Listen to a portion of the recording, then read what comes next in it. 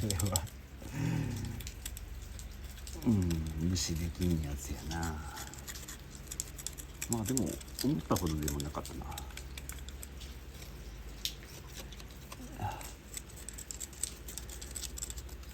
これでまた水入れて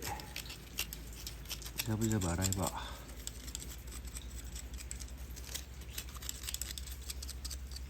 もう全部取った方がいいかな。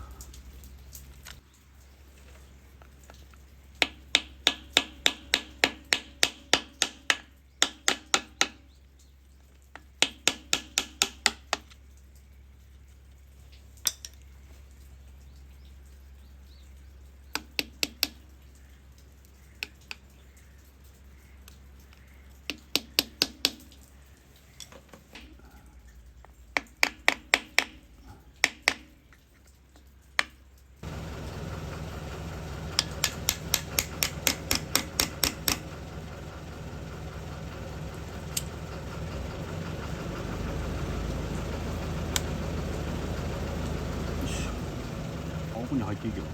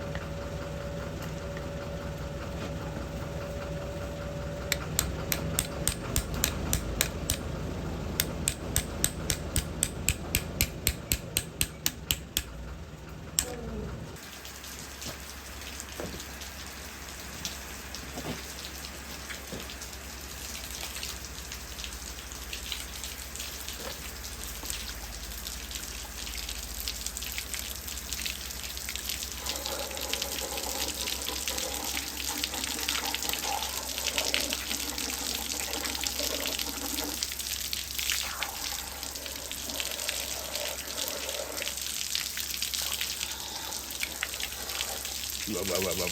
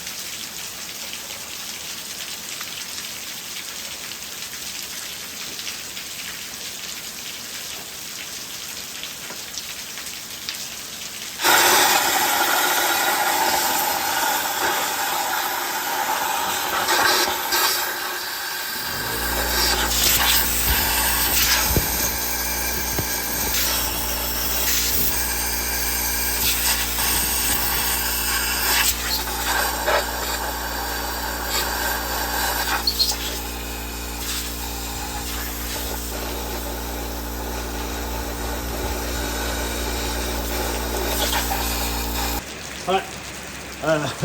ちょっと雨が降ってきたんで、白柿を中断してこっちをやってました。はい、まあ係に塗りました。見えるとこだけね、見えるとこっち行っても、もうボンネット開けて見えるのここだけやけど、もうこの辺、こっちはもう全く見えない。こっちもちょっと見えるぐらい、もうほとんどこのエンジン下側っていうのはもうボンネット開けても見えないんで、あまりね綺麗に塗ったところで、っていうところなんやね。はい。まあでもまあ綺麗にはするんやけど、まあ今回まあちょっと剛君といろいろ話して相談してね、この水抜きやね、この砂抜き穴が、こっち側3つ、こっち側2つ、あとまあ上にもあるんやけど、まあ上はまあいいかなっていう感じで、これ抜いた方がいいよっていうことを聞いたんで、抜いてみたら、まあ案の定、エンジンの、要は後ろ側やね、車でいうと、運転席側っていうか、後ろ側の方に、サビが溜まりやすいっていうことで、やっぱ溜まってましたね、こっち側ね。こっちが前なんで。前の方はね、まあそうでもなかったけど、もう後ろの、一つはもう、サビがぐつぐつに詰まってた。だいぶね、洗ったんやけど、それでもやっぱり取り切れてないというかね。まあそのための、この砂抜き穴っていうか、水抜き穴っていうか、があるんやけど、まあこれは、今回ちょっと、怖かったけど、外しました。まあ、部品はあるらしいんで、多分そんなに高くないと思う。まあ、1個何百円とかの、何百円じゃねえかもわかんない。まあでも、5個なんで、まあ、2、3000円であるんじゃないかなって思います。当然、まあ再利用はできないと思うんで、新品をこのサイズを、購入して、出して、それから、いよいよね、もうこの辺綺麗になったんで、タイミングベルトつけて、ウォーターポンプつけて、インマニとか、全部つけて、ちょっと早く密封したいんで、密封してね、オイルも入れてみたいんで、まあ、その辺をこうやって、穴をね、塞がんと、ちょっと、何が入るかわからない。はい。まあ、そんな感じで、水回り、この車のね、このエンジンの、ちょっと不具合箇所っていうかね、水の循環が